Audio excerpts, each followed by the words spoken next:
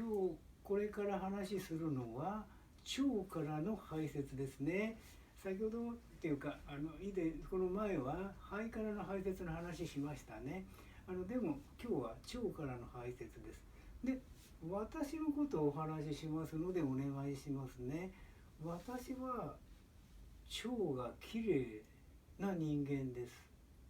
これは江戸川慶史を65年やっててはっきり分かってるのは、健康法って実は腸を活発にすることが健康法です。だんだん申し上げますけどね。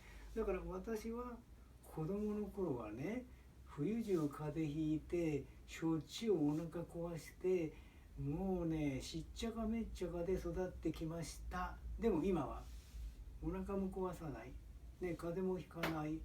そしてね85歳になりましたけど、こうして若い人に負けませんよ、元気に生きているというのはね、腸がきれいだからですよ。それからこの前お話しした肺とね腸は覚えていなくていいですよ。漢方で言うと陰陽に分かれてるんですね。でセットになって考える。だから排泄の部分で腸からの排泄、その後に腎臓からの排泄もそうですけど、一つのことを分けてお話ししていると、こんな感じになります。で腸からの排泄と言いますとね、また食事の話しましたね。食事と関わってくるんです。腎臓の排泄といきますと水分のと関わってくるんですね。飲み物と関わってくるんで、全部がこう入り混じって仕事してますね。生きるっていうことはそういうことです。で、食べ物の話の時も申し上げましたけれども、腸からの排泄する時にやはり人種とか宗教とか土地柄とか男性女性、それから高齢の方、生まれたばっかりの赤ちゃん、働き盛りの方、みんな食べ物が違っていただいていい、そのような展開をすればいいわけですね。一番大事なのは食べ物の中でお話ししましたけれども、今食べてるものが私の健康にすごいお役に立っている。それからもう一言いきますよ。私は全ての人、世界中の人たちの心身をたった今健康にしているぞというのが私の生き方、目的、調律点ですね。ですから食事いただくときに必ずちょっとした時間ね、お祈りをするわけです。これが先ほど言いましたね、お母さんの働きの通り道ね、このまんまでお役に立ってる立ってる立ってるこんなに大げさにはしないんですけど、食事の前にはその祈りをしていただきます。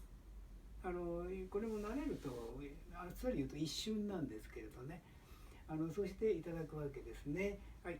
で私はもうびっくりするほどの量、回数の、大きい方の排泄をします。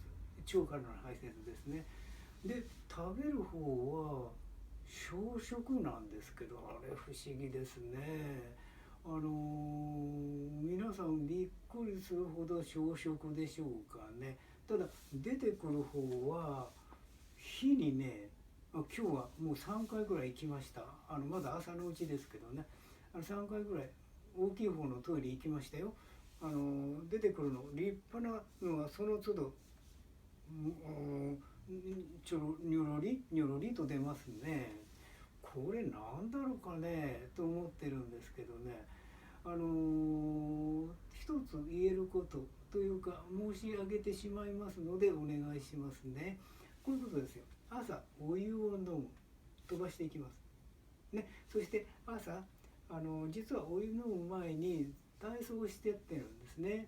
足の指先からやりますね。そして体をこうよく動かして、特に骨盤と肩と、それから頭よく動かしますね。ということですね。でもその体操も多分5分ぐらいじゃないですかね。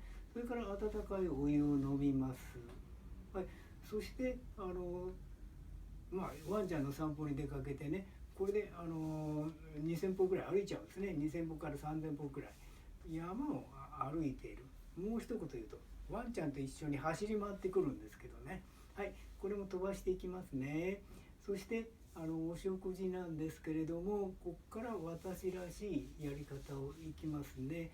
何言ってるかというとね、朝みかんだけ、あるいはみかんジュースだけ、柑橘系のものということですね。食べて、それから仕事に行きますね。そして、お昼は緑黄色野菜のサラダを食べます。今山へ行きますという話しましたね。朝山で取ってきちゃうんですよ。ですから私はお野菜を買うという必要がない。全然買わないという意味じゃないですけども、まず買わないかな。でピーマンを食べる、この話もしましたね。ピーマンを食べるんで、例えばピーマンなんかは買ってくるわけですよ。でもほとんどは今日も取ってきましたよ。山であるいは庭でサラダ取ってきて食べてるんですね。でその時にこのサラダでね、素晴らしく世界中の人たちの心身の健康にしていると、こんな感じで食べるんですね。で食べないものというのがあるんで、またちょっと聞いてくださいね。実は私は天ぷら、揚げ物、フライ、炒め物は食べないんです。食べさせていただいたら手はつけるんですよ。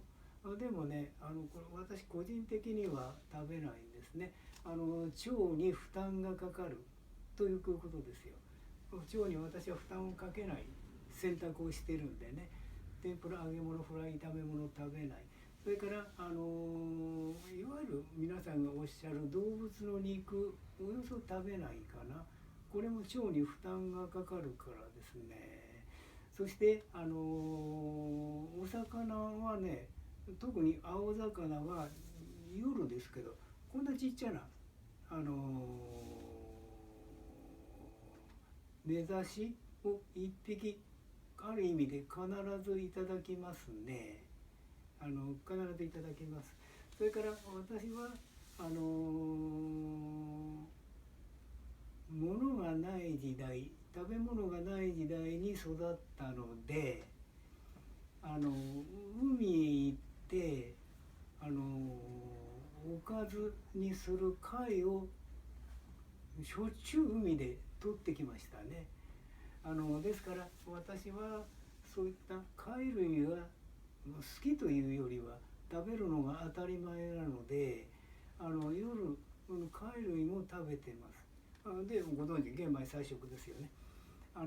そして水分はお湯でよく取っていると、こういうことですね。これもう一つ先があるんです。夜寝る前に私はヨーグルトを飲むんですね。そして私は年がら年中リンゴを体の中に入れてる。変な言い方しましたね。何かというとね、リンゴをかじるというよりはジュースにして飲んでるかな。これご存知でしょうね。リンゴってすごい繊維質があるんです。で腸をきれいにしてくれる。だからケイシーの健康法の中でリンゴダイエットといって、3日間生のリンゴだけで過ごすという健康法があるんですね。それもよく知ってる。何回も体験した。だからリンゴも私欠かすことがないですね。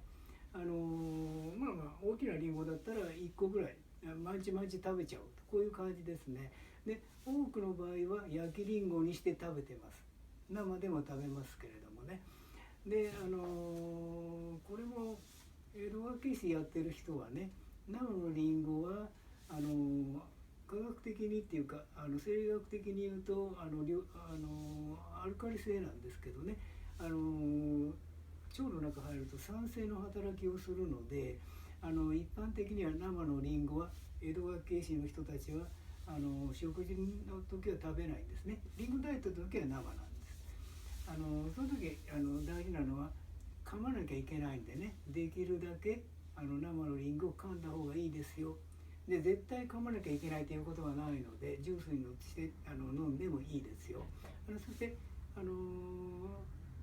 熱を通すととてもいい食べ物と言ってますね。焼きりんごと言われてる。で私は意識に効くという方法をやりますので、不思議なことに日本のリンゴは生で食べて大丈夫です。断言できます。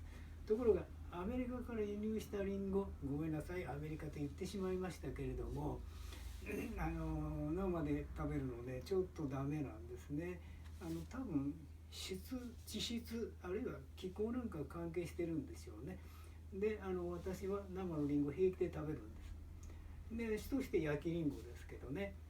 申し上げたいのは夜寝る前にリンゴのジュース、これ必ず飲みますね。コップ1杯。それからヨーグルトの類ですね。これも類って言ったのは私の趣味のヨーグルトありますんでね、必ず飲みます。ですからコップに2杯飲んじゃうということですね。ブレンドして飲んでますけどね。そして最終的に腸がきれいになるということはね、よく動くからですよ。後でまた体操やってごらんに入れますけども、今もそうですね。私こうして喋りながら足の指先で喜んで動くってこれですよ。何度も言います。私は治療のね45年やってますので、ご老人は足の指先で喜ばないから、私も老人ですけども、もうお分かりですよね。100になったってスキーやってるぞというタイプですからね。山中駆けずり回って飛び回ってるということできるのは足の指をよく動かしてるからです。で足の指動かすとやってみせますとこういう感じになるんです。大げさにやると右を動かして左を動かして開きながら動かして閉じながら動かしてでこういう感じになる。それをお分かりですよね。先ほどからお話ししてるけど、ほらやってるんですよ。だからこれが私が言う超簡単健康法、老化しない健康法ですよね。ということで皆さんやって今の働きの通り道、お役にほら立ってるやってね。はい、おしまい。